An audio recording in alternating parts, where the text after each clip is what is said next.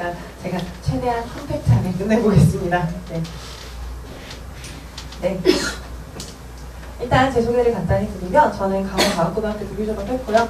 네, 그리고 특채에서 수업을 오랫동안 했어요. 그러다가 저희 남편도 수학 강사거든요. 그래가지고 저희 선생님들 모임에서 만나가지고 결혼하고 신혼집을 여기 창동으로 얻었어요.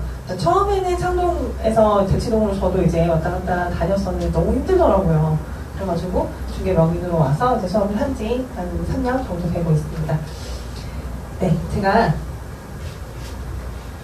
오늘 이제 설명해 이 내용은요, 네이버에 문소정 수학이라고 지금 제 블로그가 있고 이거를 그대로 올려드려요. 그래서 사진을 찍으셔도 상관은 없는데 다 올라가거든요. 네, 그래서 혹시나 놓칠까봐 이렇게 노심초사하지 않으셔도 되고요. 편하게 들으시고 나중에 이제 다시 확인하고 싶으시면 제 블로그 보시면 됩니다. 네, 제가 아까 설명을 해야 되는데 비염이 좀 있어가지고 재채기가 계속 나오더라고요. 그래서 저기 은사에 이비인후과를 갔거든요. 좀 전에. 이비인후과에 어떤 아주머니께서 이제 수납을 하시려고 서서 계시는데 갑자기 깊은 한숨을 쉬시더니 무자식이 상팔자로 그러시는 거예요. 그래가지고 제가 느닷없이 병원에서 무슨 말씀이신가 이제 그랬는데 이제 마스크를 쓰고 이제 그냥 핸드폰을 하고 있었어요. 그랬는데 그 아주머니가 자기 딸이 이번에 삼수를 한대요. 그러면서 그 이제 수납을 해주시는 분한테 이제 한탄을 하시는 거예요.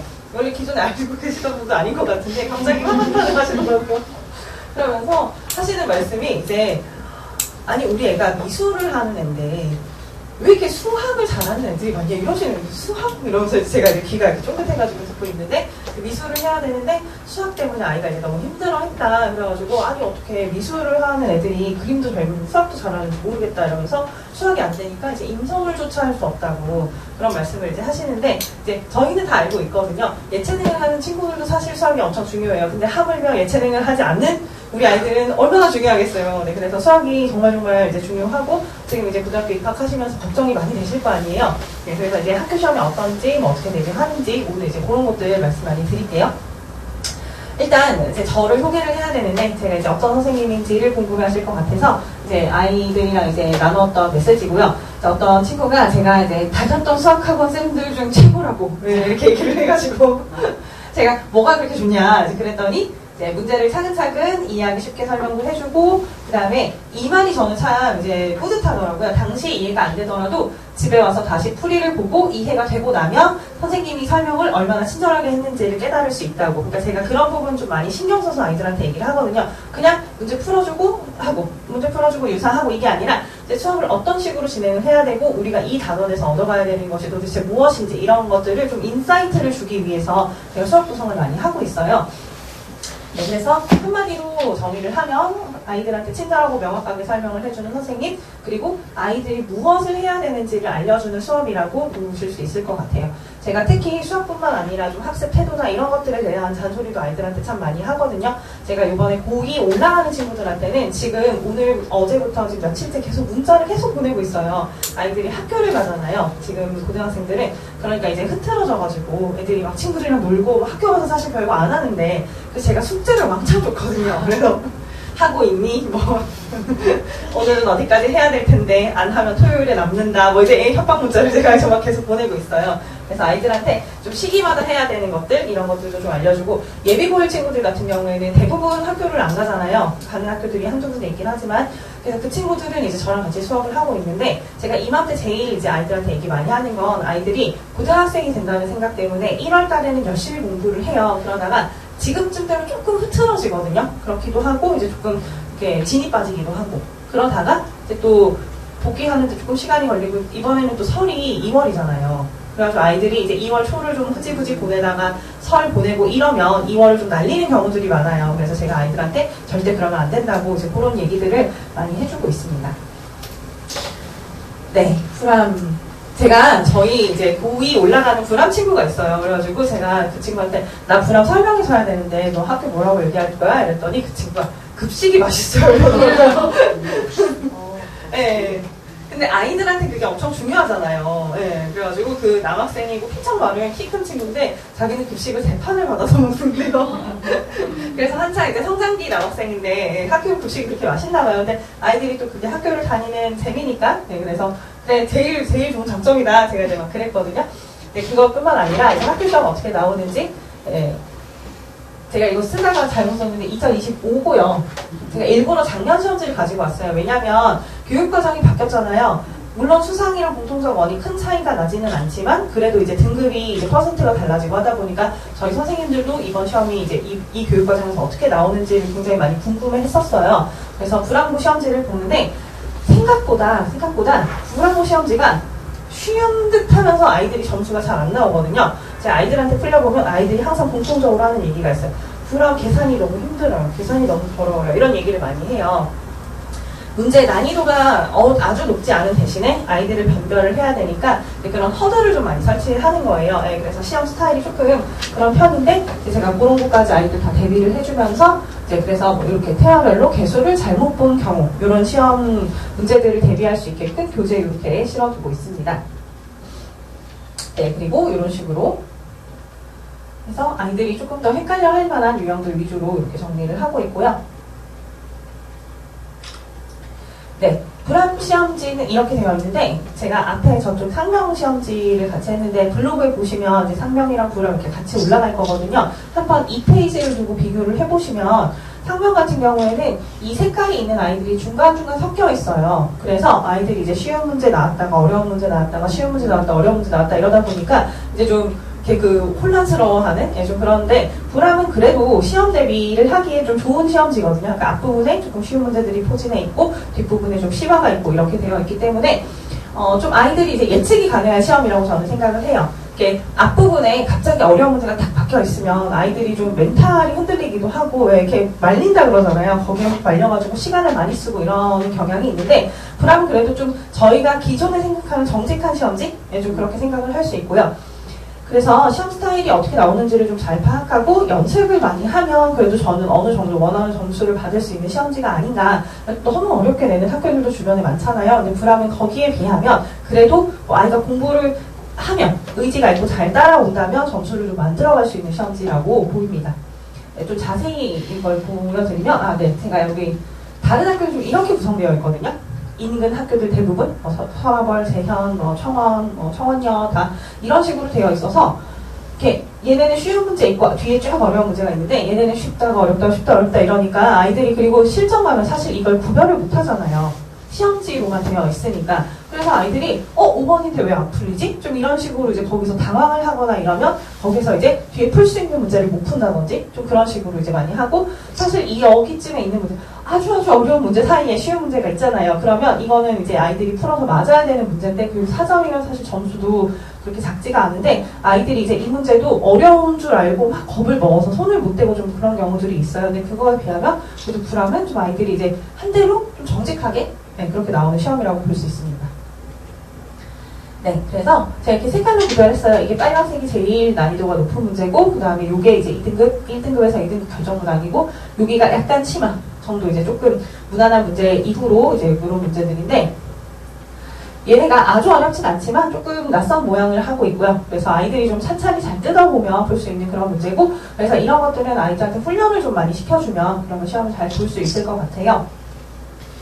한 이쯤부터 이제 좀 공부를 욕심을 내는 친구들이랑 아닌 친구들이 좀 차이가 나기 시작하는데요. 그래도 그나마 좀 다행인 것이 이 2등급 결정문항에서는 좀 고전적인 유형이 다수 출제돼요. 그러니까 기존에 좀 공부를 열심히 했다면 대비할 수 있는 그런데 이제 여기에 조금 이제 내시는 단원이 좀 한정이 되어 있거든요. 그래서 좀 출제 스타일 같은 것들을 좀 파악하시고 대신에 불합은 사실 공립이어서 선생님들이 좀 많이 바뀌기 때문에 불합 졸업생들 아이들한테도 들어보면 2, 3년 텀을 가지고 이제 출제 스타일이 있기는 하나 크게 뭐 학교의 경향이나 이런 것들이 좀 의미가 없다는 얘기를 많이 하더라고요. 대신에 수학은 내는 게 좀 정해져 있잖아요. 그래서 그런 것들 위주로 대비를 해주시면 됩니다. 그리고 요즘 좀 트렌드가 수능에 공통수학 1을 간접적으로 출제를 많이 하는 트렌드인데 여기가 공립이어서 그런지 선생님들이 그런 부분들을 좀 잘 알고 의식을 하시는 것 같아요. 그래서 수능에 좀 잘 쓰이는 개념들 이런 것들 위주로 문제를 많이 내세요. 그래서 그런 것들을 좀 중점적으로 대비를 하면 좀 더 이제 잘 시험을 볼 수 있는 그런 시험지고요. 그리고 가장 어려운 문제들 사실 공부에 욕심이 있는 친구들은 이 문제를 맞추기 위해서 공부를 한다고 해도 과언이 아니잖아요. 그런데 이 고난이도 문제들이 이 2차 방정식과 2차 함수에 다 몰려 있더라고요. 그러니까 이제 여기에서는 중요 단어를 선생님들이 꼭 집어서 거기를 완전히 깊이 있게 공부하는 좀 이제 그런 공부법이 필요하고, 그 다음에 이 문제들도 좀 모의고사 과거 기출, 최신 기출들을 아이들이 주로 많이 보는데요. 선생님들이 좀 과거 기출들을 많이 보세요. 왜냐하면 최신 기출은 아이들이 워낙 다들 보다 보니까 과거 기출들 중에서 아이들이 좀 안 봤을 것 같은 그런 문제를 이제 많이 내시는데, 사실 뭐 모의고사도 그렇고 수능도 역사가 30년이 넘었잖아요. 그래서 그걸 아이들이 다 볼 수는 없거든요. 물론 다 볼 수 있으면 참 좋겠지만 이제 어느 세월에 그렇게 하겠어요. 그래서 이런 기출들이야말로 저 같은 사교육 강사들이 해줘야 되는 몫이라고 생각을 해요. 그래서 이제 좀 이렇게 선별을 해서 아이들한테 주기도 하고, 좀 저의 어떤 영업 비밀인데 한 가지 팁을 이제 조금 말씀을 드리면, 불안고 같은 경우에 이제 신사고 이런 교과서를 쓰면 그 교과서에 교사용 자료들이 있어요. 그러니까 학생들에게는 제공이 안 되고 선생님들한테만 제공이 되는 거기에 있는 문제들 중에서 주로 내시거든요. 그러니까 오래된 문제여도 오래된 그 면편치를 다 보는 게 아니라 이제 선생님들에게도 소스가 있을 거 아니에요. 그래서 그런 소스들 위주로 이제 내서 제가 이제 그런 것들을 아이들한테 주로 연습을 시킵니다. 네, 그래서 제가 이런 식으로 이제 시험 대비를 해야 되니까 아이들을 그냥 이제 유형설을 어느 정도 풀리고 개념 설명을 하고 이런 식으로 하면 시험장에서 이제 적응을 잘 못하더라고요. 그래서 제가 어떻게 하냐면 배운 내용을 바로바로 문제에 적용할 수 있게끔 이제 여기에 내용을 배우고, 그다음에 그거에 관련된 학교 기출들을 이렇게 씌워놔요. 그래서 내가 배운 게 학교 기출에 어떻게 나오고 어떻게 적용할 수 있는지를 수업 시간에 바로 습득을 하고 갈 수 있게끔. 그러니까 이론을 쭉 듣고 숙제로 문제를 쭉 풀고 그런 식으로 해가지고 뭔가 내가 개념은 아는 것 같은데 이걸 확인을 못하고 숙제는 그냥 이제 또 관성에 의해서 풀고, 그리고 아이들이 숙제는 생각보다 집에서 너무 대충 해요. 그래가지고 너무너무 대충 하더라고요. 그래서 제가 이제 그래서 그런 것들을 이렇게 좀 학기 중에 잘 잡아주고 싶어가지고 이런 식으로 교재 구성에 좀 신경을 많이 쓰고 있고, 저 남편이 또 수학 강사잖아요. 그래서 저희 같이 교재를 만들거든요. 그래서 아무래도 이제 2명이서 같이 만들다 보니까 이런 식으로 좀 짜임새 있는 구성을 하고 있습니다. 네, 그리고 제가 생각했을 때 아이들이 시험을 잘 볼 수 있는, 그리고 점수를 잘 받을 수 있는 가장 중요한 포인트는 실수 안 하는 거, 그 다음에 자기의 약점을 보완하는 거, 이제 그런 것들이라고 생각을 하거든요. 아이들 그래도 공통수업 1, 2 한두 번씩은 다들 돌렸잖아요. 그러면 이해되는 부분들이 있을 거고 약한 유형들이 있을 거란 말이에요. 그래서 고기를 딱 메꿔줘야 아이들이 이제 탄탄하게 이제 성적이 올라가니까, 자, 그래서 오답노트를 아이들한테 굉장히 많이 강조를 해요. 근데 오답노트를 본인이 쓰라고 하면 잘 안 쓰니까 저희가 이렇게 만들어줘요. 그래서 이제 만들고, 그 다음에 이 오답을 확인을 해야 되니까 오른쪽에 유사 문제를 붙이거든요. 왜냐면 이거를 한번 풀이를 해주면 아이들이 답을 외우기도 하고, 아니면 문제는 이해 못하고 과정 자체만 외워가지고 쓸 때도 있잖아요. 그래서 이런 식으로 아이들이 이제 자기가 제대로 잘 이해했는지 확인해 볼 수 있게끔 유사 문제를 옆에다가 많이 붙여줘서 아이들이 이제 확실하게 이 문제를 짚고 넘어갈 수 있게끔. 그래서 제가 아이들한테 항상 그 얘기를 해요. 오답을 해야 된다. 그래서 수험 생활이 어렵다. 제가 아이들한테 그 얘기를 많이 하거든요. 나의 약점을 선생님한테 계속 체크를 받아야 되고, 내가 약한 부분을 선생님이 콕 집어가지고 이거 풀어보라고 그러고 이러니까 그게 좀 아이들이 힘들 거 아니에요. 그래서 그게 너네한테 힘든 건 알지만 여기를 보완해야 진짜로 성적이 올라간다. 제가 그런 얘기를 참 많이 합니다, 아이들한테. 그래서 이렇게 오답노트 항상 강조하고 있고요. 그리고 제가 이제 좀 여유가 되면 아이들한테 다른 학교들 문제도 좀 많이 풀려가요. 불안고가 아이들이 이제 그런 얘기를 종종 할 때가 있어요. 저희 학교는 이렇게 어렵게 안 나와요. 이런 얘기들을 좀 할 때가 있는데, 뭐 당장 학교 시험을 생각하면 그렇지만 사실 대입은 그 친구들이랑 또 경쟁을 해야 되잖아요. 그러니까 나의 경쟁자들이 어느 정도 수준까지 공부를 하는지도 좀 체크를 해야 되기 때문에 제가 이제 좀 중요한 부분들, 그러니까 정말 이 단원에서 알고 가야 되는 부분들은 그런 거랑 좀 상관없이 이런 시험 문제들도 좀 접해볼 수 있게끔 그런 식으로 보고 있고, 그리고 제가 이제 어머님들이니까 어머님들한테 제일 중요하게 생각하는 건 이거거든요. 문자 보내드리는 거. 그러니까 이제 맡겨주셨잖아요. 그러면 제가 어떻게 수업을 하고 아이가 어떤 상태이고 이런 것들을 어머님과 항상 공유를 해야 이제 저희가 이제 그 공통의 이게 생기는 거잖아요. 어떨 때는 이제 어머님은 아이가 학원을 가서 공부를 하고 있으니까 잘하리라고 생각을 하시다가 시험 점수를 받아들고 깜짝 놀라신다든지 좀 배신감을 느끼거나 그럴 때도 종종 있으시잖아요. 그래서 조금 아픈 이야기일 수 있지만 지금 여기가 부족해요. 뭐 이제 여기 잘 못했어요. 이런 얘기들도 저는 좀 가감없이 드려야 된다고 좀 생각을 해서요. 그래서 제가 이렇게 테스트 점수, 평균, 최고점, 뭐 그다음에 숙제 어떻게 했고, 뭐 숙제 이행률 어떻고 이런 것들을 좀 최대한 자세히 드리려고 합니다.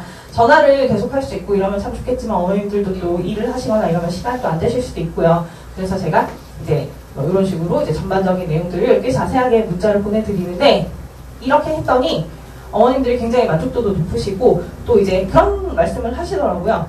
제 문자를 받기 전까지는 아이가 학원에 가서 뭘 하는지 궁금해본 적이 없다고 하시더라고요. 그러니까 학원에 가면 당연히 잘하겠지 라고 이제 생각을 하셨는데 제가 뭐 테스트하고 뭐하고 이렇게 보내드리니까 그럼 얘는 다른 학원에서 어떻게 하지? 좀 이런 게 궁금하셨다고 그런 말씀을 하시더라고요. 그래서 맡겨주시면 제가 이제 이런 식으로 아이들 상태를 항상 공유를 드리고 있습니다. 네, 그리고 제가 아이들이 시험을 보고 저희 작년에 불안고 여학생이 중간고사 끝나고 저한테 왔어요. 그래서 중간고사 성적이 조금 많이 안 좋아가지고 어머니가 너무 놀라셔가지고 이제 학원을 옮기면서 저한테 온 친구였는데 그 친구가 기말 저랑 정말 열심히 대비했거든요. 그리고 나서 이제 수학시험 보고 다음날 영어인가 뭐 다른 과목이어가지고 이제 다른 교실에 여기 명인에 있었어요. 그래서 제가 지나가다가 딱 보고 너 시험 잘 봤어? 이랬더니 망했어요 이러더라고요. 그래서 제가 막 다음날이 시험이니까 뭐라고 하지는 못하겠고 근데 아니 우리가 이렇게 열심히 준비를 했는데 왜 망했지? 막 이런 온갖 그 생각을 했는데 나중에 점수를 까보니까 잘 본 거예요. 그래서 제가 걔를 붙잡고 너 왜 그때 망했다 그래서 제가 막 얘기했거든요. 그래서 그냥 그렇게 이렇게 해프닝으로 넘어갔었는데 이제 그렇게 얘기하는 친구들이 너무 많아요. 애들 시험 이렇게 다른 과목들 직보가 쭉 있으니까 수학시험 보고 이제 오잖아요. 제가 이렇게 만나서 물어봐요. 잘 봤어? 이러면 애들이 망했어요. 이렇게 얘기를 하는 거예요. 저는 이게 아이들의 언어 습관인가? 그냥 이제 좀 그냥 그렇게 얘기하는 건가? 이제 이런 생각을 했었는데 제가 어느 날은 좀 곰곰이 생각해봤거든요. 왜 망했다고 하지? 라고 생각을 해보니까 내가 70점을 받을 줄 알았는데 60점을 받으면 애들이 망했다고 하더라고요. 그러니까 내 실력 발휘를 제대로 하지 못했다는 생각을 하는 거예요. 그래서 왜 그럴까? 이게 시험이 50분이라는 시간 제한이 있고 그 안에 내가 가진 걸 쏟아내야 되는데 아이들이 보통은 이제 세워라 내워라 하면서 문제를 풀잖아요. 집에서 이제 한 문제 풀고 뭐 유튜브 좀 봤다가 또 한 문제 풀고 이렇게 되니까 자기가 이 50분 안에 제한 시간 안에 자기가 가진 걸 쏟아내야 되는데 그런 훈련이 좀 안 되니까 아이들이 이제 망했다고 하는 것 같더라고요. 그래서 제가 이 실전 모의고사를 굉장히 중요하게 생각을 해요. 그래서 3월 초에는 개념을 쭉 가다가 3월 중순에서 말쯤부터는 실제 시험지를 아이들한테 주고 시간도 이제 좀 실전의 어떤 그 촉박함을 느끼게 하기 위해서 처음엔 50분, 48분, 47분, 45분 이런 식으로 시간을 좀 줄여가면서 아이들이 이제 그 시험장의 압박을 느끼면서 시험을 풀 수 있고 그 다음에 OMR도 좀 체크를 해보고 서술형 답안지까지 다 쓰는 걸로 해가지고 실전에서 내가 가진 거를 모두 다 쏟아내는 경험을 이제 좀 하게끔 이렇게 훈련을 하고 있습니다. 그래서 특히 또 이 시험 같은 경우에는 아이들이 그 고등 모의고사를 혹시 다른 학원에서 보셨는지 모르겠지만 평균이 46점 이렇게 나오는 시험지예요. 그러니까 불안고뿐만 아니라 모든 학교들이 대부분 그렇고 1등급 컷은 뭐 80점 초반, 70점 후반 뭐 이런 식으로 형성이 되어 있다 보니까 중학교 때랑은 다르게 100점 맞는 시험지가 아니거든요. 그래서 실전에서 제가 제일 아이들한테 중요하게 생각하는 건 버릴 문제를 빨리 선택해야 된다. 이게 이 문제를 붙잡고 있다가 답이 안 나와버리면 그러면 이 문제를 맞추지도 못하고 시간도 흘러가잖아요. 그래서 실전 가서 내가 버릴 문제도 좀 잘 선택하는 능력이 있어야 되는데 그거를 당일날 하기가 쉽지가 않거든요. 그래서 아이들이랑 이렇게 좀 연습을 계속 해보면서 이런 식으로 실전 대비를 잘 시키고 있습니다. 네, 그리고 복습 테스트는 제가 이제 수업을 하면 이제 어떤 중요한 문제가 있을 거 아니에요. 그럼 아이들한테 이렇게 막 전달을 하면서 이거 어때? 막 이러면서 여기 어떻게 해야 되지? 막 얼마지? 이러면서 막 끄덕끄덕 하면서 수업을 잘 들어요. 그래가지고 막 너무 뿌듯해서 그래 잘 듣고 있구나 라고 생각을 했는데 다음 시간에 갑자기 와가지고 저한테 묻는 거예요. 이 선생님 이거 어떻게 풀어요? 이렇게 묻길래 너 지난번에 나랑 같이 풀었잖아. 대답했잖아. 그러니까 그래요? 막 이러더라고요. 그래서 제가 너무 막 애들한테 배신감을 느껴가지고 그래서 요것들을 어떻게 할까 막 이런 생각을 하다가 제가 수업 시간에 푼 문제를 그대로 여기다가 내거든요. 딱 10문제를 봐요. 그러면 제 생각엔 10문제 중에 10문제를 맞아야 되지 않나 라고 생각을 하지만 우리 아이들이 그래도 뭐 이렇게 답을 외우거나 하진 않더라고요. 네, 그래서 뭐 4문제 맞을 때도 있고 이제 7문제 맞을 때도 있고 그럼 저한테 이제 잔소리 듣고 혼나고 남아서 제 시험도 보고 가고 뭐 그런 식으로 하면서 어쨌든 제가 수업 시간에 엄선해서 푸는 문제는 좀 중요한 문제잖아요. 그래서 그 문제를 꼭 꼭 익히고 갈 수 있게끔 이렇게 복습 테스트 아이들한테 보게 하면서 네, 3번 이상 그 문제는 봐서 완전히 자기 게 되게끔 이런 식으로 복습 테스트를 보고 있습니다. 네, 그리고 내신 기간이 되면 제가 이렇게 카톡방에다가 설문지 올려서 필요한 문제 얘기라고 쭉 해서 아이들한테 자기 약점 유형 이런 것들 불러서 풀도록 하기도 하고요. 그 다음에 이제 오답 노트.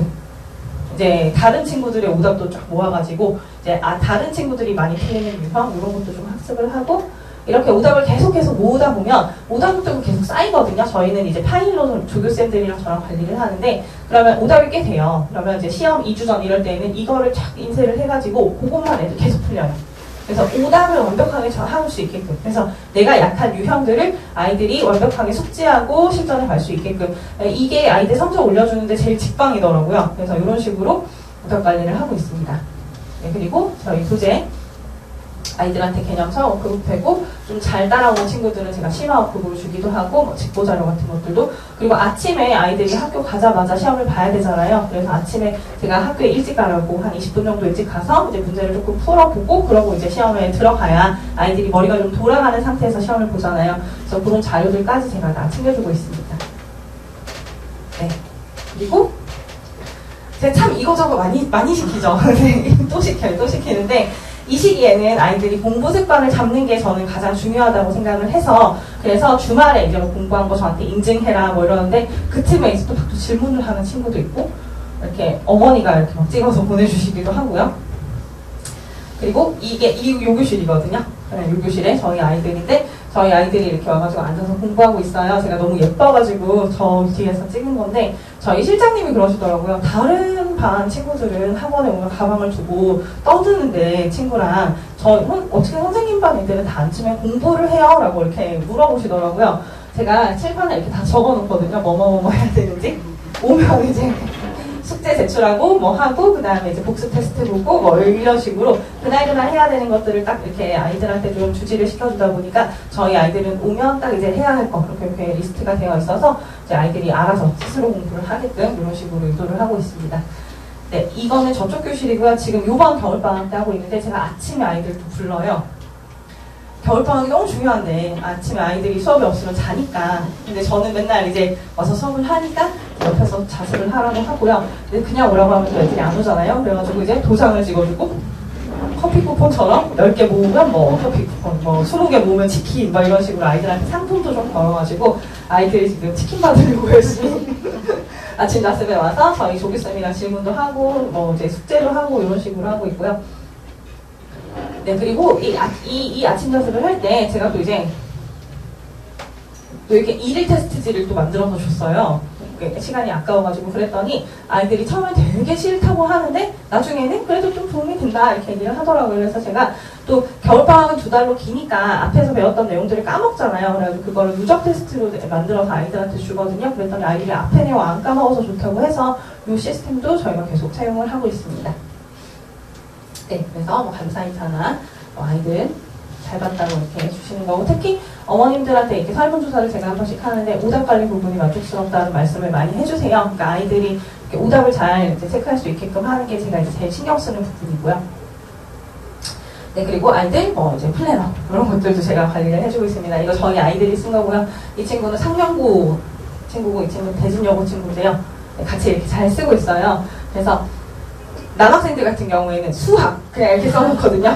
그럼 제가 이제 그러지 말고 이렇게 써야지 맞아 수학, 영어 이렇게 써서 와요. 그리고 여학생들은 막 이렇게 예쁘게 써가지고 오고 네, 그래서 이런 것들 관리도 해주고 있고 제가 일단 플래너 쓰거든요. 저 학생 때부터 지금까지 습관이 플래너를 쓰는 거여가지고 제가 하고 있기 때문에 아이들한테 자신 있게 권할 수 있고 저희 남편이 이제 제가 이걸 가지고 아이들이랑 소통을 많이 하니까 저희 남편이 나도 해볼까 이러더라고요. 그래서 제가 그냥 본인이 하는 걸 해라. 본인이 플래너를 써야 애들을 관리를 해주지 본인이 쓰지도 않으면서 뭔 관리냐 제가 이제 그랬는데 제가 하고 있기 때문에 아이들한테 좀 자신 있게 권할 수 있는 것 같아요. 네, 그래서 이렇게 해가지고 저희 반이 이제 아까 원장님 말씀하셨던 것처럼 2가지 반이 있고요. 네, 그 다음에 학기 중에는 또 이제 제가 또 아주 아이들을 못 살게 하면서 이제 클리닉 불러가지고 또 이제 너 테스트 통과 못했지, 숙제 못했지 이러면서 이제 막 불러가지고 이제 클리닉을 많이 이제 불러서 아이들이랑 이제 개별적으로 이제 좀 이게 수업에서는 아이들이 제가 판서를 하고 있고 뭐 이렇게 좀 질문하기가 꺼려지는 것들을 이제 주말에 이런 식으로 개별적으로 보면 아이들이 또 질문 많이 하더라고요. 그래서 그런 식으로 아이들이랑도 좀 이제 1대1로 볼 수 있는 시간을 많이 만들어가면서 이제 시험 대비를 열심히 하고 있습니다. 네, 그래서 아주 중요한 시기인데 맡겨주시면 제가 아이들을 이렇게 쥐어짜가면서 제가 네, 성적을 만들 수 있게끔 하겠습니다. 네, 너무 늦게까지 설명 들어주셔서 감사하고요. 네, 문의사항 있으면 말씀해주세요. 감사합니다.